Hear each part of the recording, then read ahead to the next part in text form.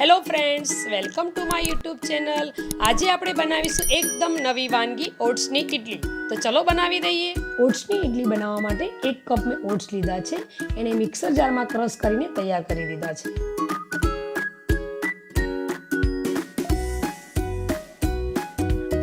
અને 1 cup સોજી.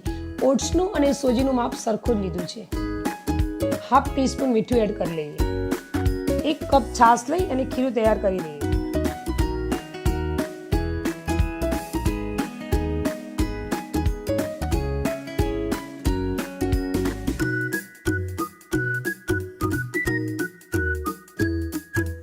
Half teaspoon ખારો add કરી અને હલાવી અને 15 થી 20 મિનિટ સુધી આપણે ઢાંકીને રહેવા દઈશું.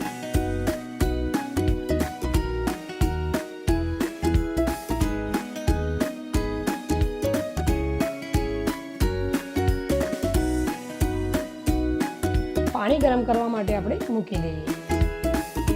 15 થી 20 મિનિટ થઈ ગઈ છે. આપણું ખીરું ચેક કરી લઈએ. ખીરું થોડું ઘટ લાગે છે. એને હલાવી અને થોડુંક પાણી એડ કરીને આપણે મિક્સ કરી લઈએ.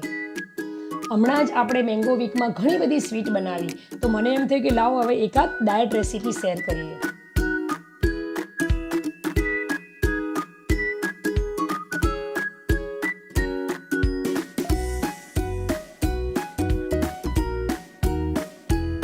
આપણું ખીરું તૈયાર થઈ ગયું છે.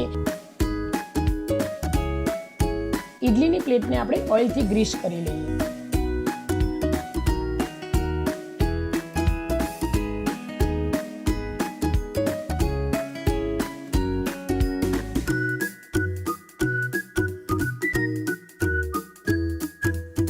આ રીતે આપણે ખીરું પાથરી દઈએ. આ રેસીપી એકદમ ઇન્સ્ટન્ટ અને ઇઝી બને છે, એટલે બનાવવાની પણ મજા આવે છે.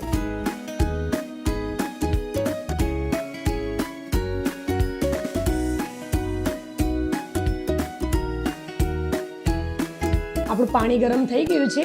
એમાં આપણે ઇડલી ગોઠવી દઈએ. ગાજર અને વટાણાથી આપણે ગાર્નિશ કરી લઈશું.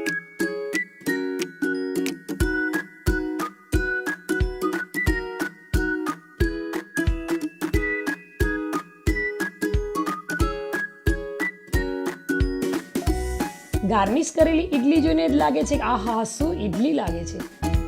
ઢાંકીને 15 થી 20 મિનિટ સુધી આપણે રાખીશું. 15 થી 20 મિનિટ થઈ ગઈ છે. આપણે ચેક કરી લઈએ. ઇડલી આપણી તૈયાર થઈ ગઈ છે. ગેસની ફ્લેમ બંધ કરી અને ઇડલીની પ્લેટ બહાર કાઢી લઈએ.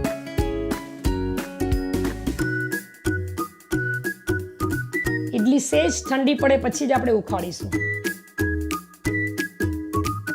ઇડલીને આપણે પ્લેટમાં લઈ લઈએ.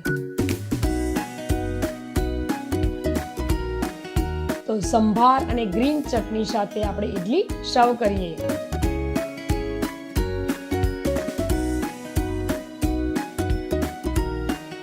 જો તમને મારો વિડીયો પસંદ આવે તો લાઈક, શેર અને સબસ્ક્રાઇબ જરૂર કરજો. તો ઓટ્સની ઇડલી આપણે તૈયાર.